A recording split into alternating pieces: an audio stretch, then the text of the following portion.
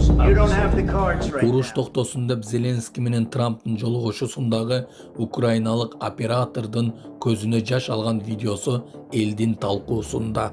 Камчы Бекташиев 12 жылдык окууну туура көрбөйт. Буга сиздин ой пикириңиз кандай? Автобус сүзүп кеткен 13 жаштагы кыздын абалы эмне болду? Ушулар жана башка жаңылыктар түрмөгү. Видеонун астындагы өйдө караган бармакчаны албетте басып коюңуз. Ошондо гана сиздер Кыргызстанда жана башка өлкөлөрдө болуп жаткан акыркы жаңылыктардан кабардар болуп турасыздар. Кармаган орозоңуздар кабыл болсун. You don't have the cards right now. Зеленский Трамптан кечирим сурабай турганын айтты. Украина президенти Владимир Зеленский Дональд Трамптын бир талабын аткарып, макулдашууга кол коюуга даяр экенин билдирди. Бирок Трамптан кечирим сурабай турганын айтты.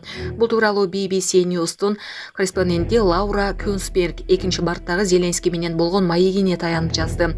Зеленский анын Ак үйгө барышы өз эле урматтоонун белгиси экенин айтты. Ал узак жол жүрүп, Вашингтонго жеткенин баса белгилеп, мен эч качан эч кимди кемсинтпейм деген. Ошондой эле Ак үйдө болгон окуя эч бир тарапка пайда алып келбегенин кошумчалаган.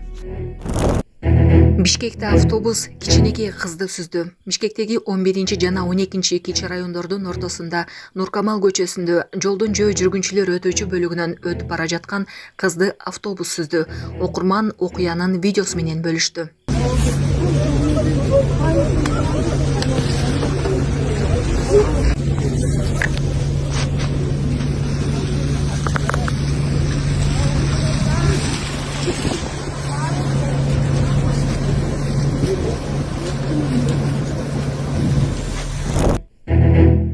Камчы Бекташиев мектептерде 12 жылдык окууга өтүүгө каршы экенин айтып, себебин түшүндүрдү.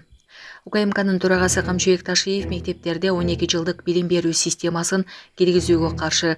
Бул тууралуу ал Facebook'тагы баракчасында билдирди. Ташиев аталган маселе боюнча жүргүзүлгөн талдоодон кийин 12 жылдык окууга өтүү туура эмес деген тыянакка келгенин, ал анын жеке пикири экенин айтты. Биздеги билим берүү өтө начарлап кетти.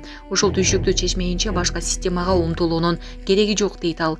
Ал 12 жылдык билим берүү системасынын жактоочулары бүтүрүүчүлөргө чет мамлекетке барып окууга ыңгайлуу болот деген жөө келтирип жатканын, бирок Европа менен Америкага бүтүрүүчүлөрдүн 3-5% гана тапшырарын, калгандары Кыргызстандагы же КМШ мамлекеттериндеги университеттеринде окуусун улантарын билдирди.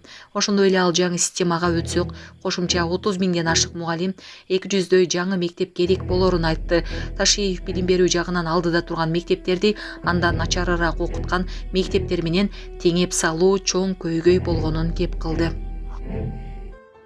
Саламатсыздарбы, урматтуу мекенештер, өзүңүздөргө белгилүү болгондой Москва шаарында рейдтер, массалык кармоолор күч алууда. Андыктан документи жок жүрүүдөн абайлаңыз. Эң башкысы официалдуу адамдарга кайрылыңыздар. Таза регистрация мыйзамдуу түрдө даярдайбыз. Мөөнөт өтүп кетсе, базадан чыгып кетсе, сак арабага карточка, ДМС, ННН, СНИЛС, ОМС, медкарта, трудовой договор, карат зимеден текшерүү, деги эле иш кагаздарда кандай көйгөй болбосун кайрылыңыздар. Байланыш телефону +7 915 126 73 29. Россияда мыйзам бузган мигрант айдоочулук күбөлүк ала албастыгын айтышты. Россияга кирген эреже тартип бузган мигранттар РФтик үлгүдөгү айдоочулук күбөлүк ала алышпайт. Мамлекеттик автоинспекциянын экзамендик бөлүктөрүнө кайрылганда аталган категориядагы адамдарды атайын реестрден текшеришет. Ага түшүп калгандарга автоунаа айдоого укук алыш үчүн теориялык билими жана тажрыйбасы боюнча тапшырчу экзаменге кирүүгө жол берилбейт деп жазган аталган басылма РФтин мамлекеттик автоинспекциясына таянып.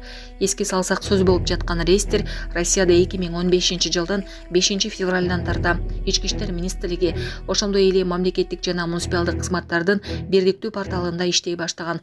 Реестрге Россияда жашап иштегенге болбогон мигранттар боюнча маалыматтар киргизилген. Алар иштөөгө уруксат кылган, патенти жок 3 айдан ашык жүргөндөр, убактылуу жана дайыма жашап турууга уруксаты жоктор. Муну менен катар эле соттун күнөөлөгөн өкүмү, киргенге тыюу салган жана жарандыгын токтоткон депортация боюнча чечим чыккан кишилер да аталган тизмеге киргизилет. Булак Спутник. Зеленский АКШга кайра барууга даяр экенин билдирди. Лондондо Европа лидерлеринин Украина боюнча саммит өттү. Британиянын премьер-министри Кир Стармер анын өлкөсү Киевке 2 миллиард долларлык жаңы аскердик жардам көрсөтөрүн билдирди. Жыйындын соңунда согушту токтотуу боюнча жаңы тынчтык планын иштеп чыгуу чечими кабыл алынды.